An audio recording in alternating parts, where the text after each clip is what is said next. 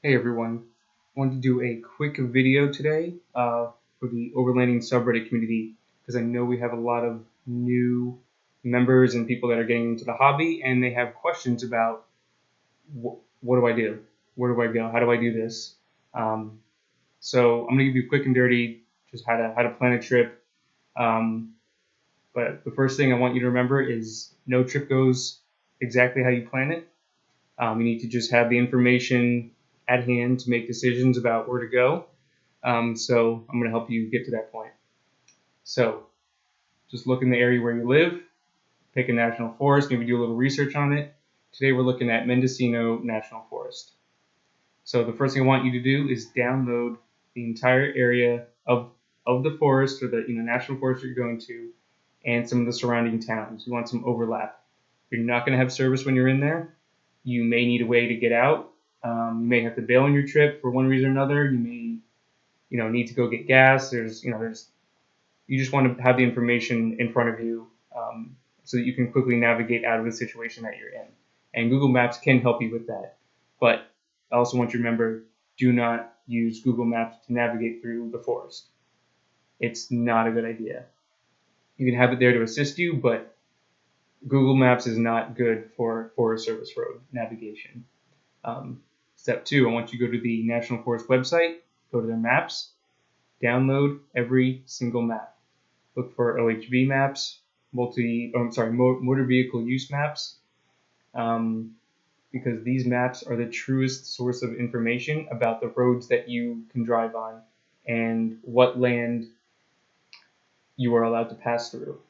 So these maps mark all the roads that your vehicle will fit on. They'll tell you if it's a single track, it's for narrow vehicles, and then trails that are open for all vehicles.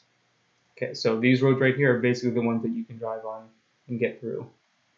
Um, but it will tell you which land, because not all this land is owned by the federal government.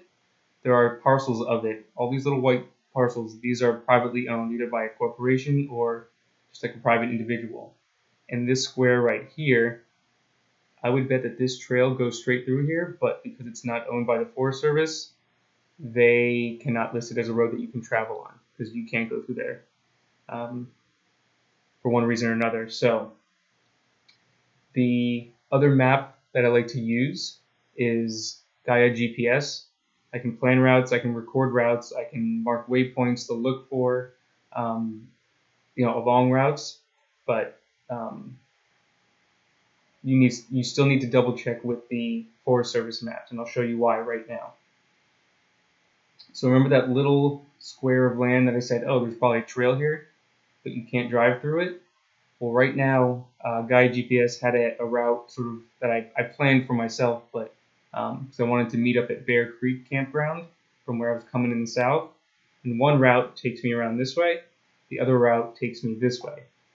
But if I came up here, I would not be able to get through here because that is private land. And let's see if we can compare this a little bit better. So this right here matches this, and that square we cannot get through. So I know we can't see the switchbacks as well. We can see the little squiggle there. That's probably the switchback that matches here. But this is probably the parcel of land that you cannot drive through. So I need to cancel this route and probably find another one that goes around. This map service, they're good. I like them. It's not perfect, but it's really good for showing you all available trails that are in the area. But it doesn't distinguish well necessarily between single track or like hiking trails or really narrow trails. So that's why you still need these Forest Service maps. And what you're looking for on these maps are like, campgrounds, kind of big intersections of, where there's a bunch of roads. And from there, you can make another route. You can have multiple routes going around. But do a little judge of your distance. Like, is this 10 miles of like, I don't know, you might be able to get from here to here in an hour. And then you're like, okay, well, we have plenty of time in the day. So you get around here, like, okay, we still have more time. You just keep pushing and at least you have a point that you're aiming for with a couple backup plans, you should be pretty safe.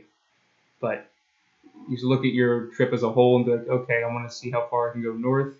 I'll camp around this area, then I'll come out of the park this way and drive back home. So I want to keep this video short, so that's all I'm going to say for now. I hope this video helped you out a little bit, and have fun.